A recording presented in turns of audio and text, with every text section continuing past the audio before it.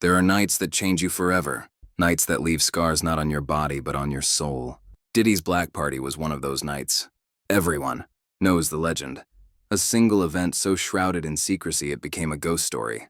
No photos, no witnesses brave enough to speak. No second party. Until now. When Evan told me we were invited, I should have said no. Something about it didn't feel right. But I went. And what I saw that night was nothing short of a nightmare. This wasn't a party. It was something darker. Something alive. The air pulsed with whispers. The shadows moved on their own. The laughter in the room felt hollow, forced. And then I saw it. Not just Diddy, but the presence behind him. A demon so ancient and vile that its very existence made the room feel colder, smaller, suffocating. Its eyes burned into me. Its form too horrifying to fully describe. In that moment, I knew nothing in my life would ever be the same. This is the story of the most terrifying night of my life. The night I met Diddy's demon. Some nights stay with you forever. Diddy's infamous black party was one of those nights. Everyone had heard the whispers, a single event years ago that no one dared to discuss, unlike his legendary white parties, where the champagne flowed and every celebrity under the sun made an appearance. The black party was different. This wasn't a celebration of glamour or wealth. It was something darker, something that existed in the shadows. No photos, no videos, no proof of what happened. Just silence and the chilling warning, there's only ever been one. That's why, when Evan called me and said we'd been invited to another black party, I thought he was joking. You're serious? I asked, gripping the phone. There's no way. That was a one-time thing. Even if it did happen, why would we get invited? Evan's voice buzzed with excitement, almost manic. I'm telling you, this is it. My friend hooked us up. This is the party that makes people. You don't ask questions. You show up. Deals get made here. Careers are launched. You sure this is legit? I asked, doubt gnawing at me. It's real, man. This is the big break we've been waiting for, he said, with that unshakable confidence that always dragged me into trouble. I need you to trust me. Evan had always been a dreamer, the type to chase impossible highs, while I clung to the safety of predictability, but deep down I envied him. Against my better judgment, I sighed and said, fine, I'm in. The mansion appeared at the end of the road like a mirage. Its glass and steel exterior reflected the dim moonlight, golden lights illuminating its sharp edges. Long shadows stretched unnaturally across the ground. The driveway was packed with luxury cars, sleek sports cars and polished black SUVs that seemed to hum with quiet power.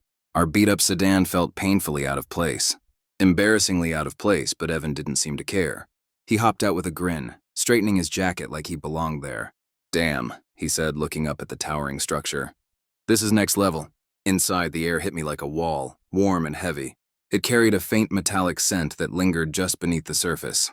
The music thudded softly, a low, pulsing bass that seemed to vibrate through the walls. The guests were like something out of a dream. Celebrities, influencers, and power players moved through the room with an almost ethereal grace. Their laughter was soft, musical, but there was something hollow about it. Their movements felt choreographed. Their smiles were too perfect. Their eyes too empty. Evan vanished almost immediately, drawn to a group of women who looked like they'd stepped out of a fashion magazine. I stayed back, hugging the edges of the room and nursing a drink I didn't plan to finish. Diddy's parties were legendary, especially his annual white parties. Everyone knew the drill, pristine white outfits, champagne flutes glinting in the light. Every celebrity dressed to the nines. The uniformity of the white clothing gave those events an almost heavenly feel, an illusion of purity and perfection in a world built on opulence. But the black party was nothing like that. The moment I stepped into the grand hall, I realized the dress code wasn't just different. It was unsettling. There were no rules, no monochromatic elegance. Instead, the guests were draped in a kaleidoscope of shimmering fabrics, sharp angles and exposed skin. A woman in a crimson gown moved past me, the dress clinging to her like molten lava. Her back was bare, exposing intricate tattoos that slithered across her skin like they were alive. Men wore tailored suits, some vibrant, some dark but all impossibly sleek and sharp. Others opted for elaborate costumes that looked like they belonged in an avant-garde theater production. A man in a gold cape and black leather pants strode through the room, his eyes hidden behind a mask of glittering crystals. And then there was the skimpy. Most of the women, and some of the men, wore outfits that barely covered them. Dresses slashed high up the thigh, necklines plunging past reason, metallic body paint glinting under the chandeliers. It wasn't sexy. It was unnerving. like they were trying to showcase themselves not as people, but as offerings. What the hell is this? I muttered under my breath, shrinking into a corner. Even Evan, who usually thrived in chaotic party scenes, looked uneasy. He tugged at the collar of his black jacket, his eyes darting around the room. "It's different, huh?" he said. "That's one word for it," I replied, gripping my drink. The air felt heavy, almost metallic, and I could feel the weight of dozens of eyes watching me, even when no one was looking directly at me. The stark difference between Diddy's polished, white parties and this unrestrained spectacle wasn't lost on me. Those parties were about control, image, and curated perfection. This was raw, chaotic, and wild, a celebration of something much darker, and everyone in the room seemed to know it. As I wandered, I started to notice things. The mirrors in the hallway reflected the room behind me, but when I moved closer, my reflection seemed delayed, lagging just enough to make my stomach churn. The chandeliers overhead flickered faintly, their golden light casting shifting shadows across the marble floor. At first, I thought it was a trick of the light, but the shadows seemed to move independently, stretching and twisting in ways that didn't make sense. And then there were the women. They were beautiful, too beautiful. They moved in clusters, their dresses shimmering like liquid gold. Their features were flawless but identical, and their eyes were cold and empty, as though something vital had been stripped away. One of them brushed past me, her hand grazing mine. Her skin was ice cold, and for a brief second, I thought I saw something flicker behind her eyes. A plea, a warning. "Help!" she whispered so softly I almost missed it. By midnight, the atmosphere in the mansion had changed completely. The music slowed, the chatter softened. The air grew heavier. The guests began to move as if in a trance. Drawn toward the grand hall at the center of the house, I followed reluctantly, my heart pounding as I tried to find Evan. The chandeliers above us dimmed, casting long, jagged shadows across the walls. And then I saw Diddy. He stood beneath the largest chandelier, dressed in a pristine white suit that glowed faintly under the golden light. But something about him was off. His posture was loose, almost slouched, his shoulders slightly hunched. His eyes were bloodshot and unfocused, the pupils wide and glassy, as though he were on something strong. He swayed faintly as he raised a glass in one hand. A smile plastered across his face that didn't reach his eyes. The confident, commanding figure I'd seen on TV wasn't there. In his place was someone hollow. His movements were sluggish, deliberate, like a marionette on strings. "It's him," Evan whispered beside me, his voice trembling. "Yeah," I said, though my throat felt tight, the word barely escaping. "Does he seem right to you?" Evan didn't answer, and I couldn't blame him. Something about Diddy's presence felt wrong, unnatural, like he wasn't entirely in control of himself. "Ladies and gentlemen," Diddy said, his voice smooth but slow, his words slurred ever so slightly. "Thank you for joining me tonight. It's time." The crowd erupted into applause, but it wasn't joyous. The sound was mechanical, robotic, as if the people clapping weren't doing it by choice. A chill ran down my spine as I looked around at their faces. They were smiling, but their eyes were dead. The room suddenly felt suffocating, the air thick with a metallic tang I could taste at the back of my throat. The whispers began then, soft and indistinct, like static at the edge of my hearing. I didn't want to be there anymore. I didn't want to know what was coming next. Diddy raised his glass, a grin spread across his face, though it still didn't reach his glassy, bloodshot eyes. "Before we begin," he said, his voice slurred yet commanding, "a toast. A special drink for a special night." At his signal, servers emerged from the shadows, carrying trays of crystal shot glasses filled with a dark, iridescent liquid. It shimmered faintly under the dim lights, the color shifting between black and deep purple, as though it were alive. The trays moved through the crowd, and each guest eagerly grabbed a glass. The energy in the room shifted, anticipation mingling with something darker. The whispers that had been faint at the edges of my mind grew louder, wrapping around me like a physical weight. Evan grabbed a glass without hesitation, his eyes alight with nervous excitement. "This is it," he whispered, turning to me with a shaky grin. "This is what makes it all worth it." I stared at the glass the server offered me, my stomach twisting in knots. The liquid seemed to pulse faintly like it was breathing. "Take it," the server said, their voice low and insistent. "I'm good," I said, raising my hands in refusal. The server hesitated, their expression unreadable before moving on. Evan shot me a look, part disbelief, part disappointment. But he didn't press the issue. He tipped the glass back and downed the liquid in one quick motion, his face contorting briefly at the taste. All around me, guests were drinking, their movements synchronized, like they were part of some silent, rehearsed choreography. As soon as the last glass was emptied, the air in the room seemed to shift. It was subtle at first, like a change in pressure, but it quickly became suffocating, almost unbearable. And then it happened. The women began to undress. It wasn't hesitant or bashful. It was deliberate, ritualistic. They moved in unison, their hands pulling at zippers and buttons, their shimmering dresses falling to the floor in a cascade of fabric. One by one, they stood exposed, their bodies adorned with intricate markings that glowed faintly in the dim light. "What the hell is happening?" I whispered, my voice barely audible over the pounding in my ears. Evan didn't answer. He was staring at the scene, his expression blank, his body rigid. The whispers grew louder now, clearly coming from the walls, the floor, the air itself. The markings on the women's bodies pulsed with light, their patterns shifting and twisting like living things. Diddy stepped forward, his movements still slow and deliberate, as if he were under some unseen influence. "This," he said, his voice reverberating through the room, "is how we honor the night." The women's bodies began to sway, their movements synchronized as they formed a circle at the center of the room. The air crackled with energy, the light from the markings casting strange, shifting shadows across the walls. I took a step back, my legs trembling, my breath shallow. This wasn't a party.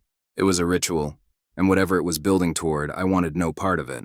The air in the grand hall thickened as the chanting started. It was Diddy. His voice was sharp and guttural, tearing through the unnatural silence that had fallen over the crowd. He was the center of it all, standing in his pristine white suit now stained with spilled liquor, his arms outstretched, his head thrown back in ecstasy. The chant was alien, words in a language I couldn't place, yet felt deep in my bones. The guests responded in kind, their laughter and cheers rising in tandem with Diddy's voice. They weren't just watching, they were reveling in it, their faces twisted into grotesque parodies of joy. Diddy grabbed a bottle of liquor from a tray, a dark liquid that glinted unnaturally in the flickering light. He moved to the women in the circle, pouring it over their bare bodies, the alcohol glistening as it ran down their skin. The women writhed and arched, their movements unnatural, their glowing markings pulsing in time with Diddy's chant. Then the act began. It wasn't sensual. It wasn't even human. The women turned to each other, their bodies tangling and twisting in ways that defied logic. Their glowing markings flared with each movement. It wasn't for pleasure, it was for power. The air vibrated with it, a thrumming energy that resonated through my chest like the pounding of a war drum. The chanting grew louder, faster, the rhythm escalating until it felt like the room itself was alive, pulsing with the beat of a monstrous heart. Diddy dropped to his knees, tears streaming down his face, his body trembling with what could only be described as joy. "You're here," he sobbed, his hands outstretched toward the towering figure. "You're finally here."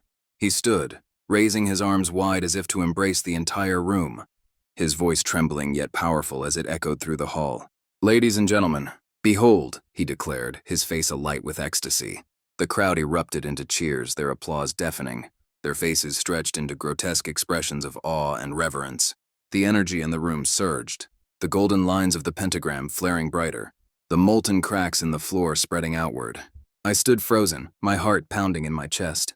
I had no idea who or what this creature truly was, but its name sent a shiver down my spine. The whispers in the room seemed to take up the name, repeating it in a soft, hypnotic chant. As Modus's gaze swept over the crowd, its burning eyes lingering on each person as though it were weighing their worth. And then it looked at me. The air around me grew impossibly heavy, the temperature plummeting until frost began to creep. Across the marble floor beneath my feet, the whispers grew louder, overlapping, weaving together into a single booming voice that seemed to come from everywhere at once. "I am desire," it said, though its lips didn't move. Its voice wasn't spoken. It was in my head, resonating through my very being. "I am the hunger that drives men to ruin, the flame that consumes all who draw near. I am the king of what lies hidden, the master of lust, the corrupter of flesh and soul." Its massive hand, ending in claws sharper than any blade, it gestured toward the glowing markings on the floor. "They summon me for their pleasure, for their gain, but I am not bound to them. I exist for myself, and I take what I am owed." His voice, though silent to the ears, thundered within every mind. "I am Asmodeus, the king of lust, the prince of desire. Tonight you stand in the presence of true power." His proclamation echoed in my head, drowning out everything else, the whispers, the chanting, even my own racing thoughts. His words weren't just a statement, They were a declaration of dominion, an undeniable truth that burned itself into my soul. Diddy, his face flushed with a mixture of fear and joy, nodded furiously. "Yes, my lord. I understand.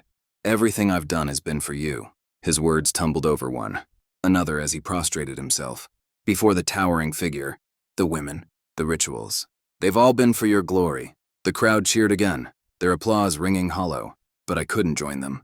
My stomach churned as the truth clicked into place. The trafficking, the women brought here against their will. It had all been for this. Diddy wasn't just a criminal, he was a servant, a pawn of something far greater and far darker than I could have imagined. I didn't wait for the aftermath. My chest burned, the mark on my skin searing with a heat that felt alive. I turned to Evan, grabbing his arm. "We're leaving," I said, my voice trembling. He didn't move. His glassy eyes were fixed on the empty pentagram, his lips still murmuring fragments of the chant. "Evan!" I shouted, shaking him. "Snap out of it!" He blinked, his eyes clearing slightly, but the glow of Asmodus's influence lingered. I can't," he whispered, his voice hollow. "Yes, you can," I insisted, dragging him toward the door. My legs felt like lead, but adrenaline pushed me forward. I didn't look back, at the guests, at Diddy, or at the scorched floor. I didn't want to see if the Asmodus had truly gone. As we stepped into the cool night air, I thought we were free. The mansion loomed behind us, its towering structure now suffocating rather than grand. But then I saw them. The driveway stretched before us, lined with sleek black SUVs, their engines idling in the dark. Standing in a perfect line beside them were more women, dozens of them, all dressed in gowns of shimmering gold. Their bodies were adorned with the same glowing markings I had seen on the women inside. They stood perfectly still, their faces blank, their eyes empty. My blood ran cold as I realized they weren't waiting to be rescued. They weren't victims anymore. They were offerings. Evan stopped in his tracks, his breath hitching as he stared at the line of women. They want him," he muttered, his voice barely audible. The women's heads turned in unison, their glowing eyes locking onto us. One of them stepped forward, her movements fluid, unnatural. She reached out a hand, her lips parting to speak, but no sound came out. "Keep walking," I said, my voice barely a whisper. "Evan." He moved. He stared at her, his body trembling. "They're beautiful," he murmured, his voice filled with a twisted reverence. "No," I said, grabbing his arm again. "They're not. They're wrong." The woman tilted her head, her glowing eyes narrowing as if she could hear me. A faint smile crossed her lips, but it was hollow, lifeless. She stepped closer, and the others followed, their movements synchronized like a single organism. I didn't wait to see what they would do. I pulled Evan with all my strength, dragging him toward the car. The air around us grew colder, the whispers returning louder than ever, wrapping around us like chains. The Black Party wasn't just an isolated event. It was a microcosm of the system we live in, a reflection of the power dynamics that shape our world. The people at the top, the ones we idolize and admire, aren't there by chance. They've made deals. They've paid their price. And the rest of us? We're the fuel. Every dollar we spend, every like we give, every time we look the other way, we feed the machine. We keep it alive. I didn't understand that before the party, but now I can't unsee it. I can't unhear the whispers. Even now, weeks later, the mark hasn't faded. It's a constant reminder of that night, of the choices I made and the things I witnessed. The lines have grown darker, spreading across my chest like veins, pulsing faintly in the darkness. The whispers follow me everywhere. They grow louder at night, their voices weaving into my thoughts, my dreams, my every waking moment. They speak in a language I can't understand, but their meaning is clear. I haven't seen Evan since. I don't know if he's alive, or if he's something else now.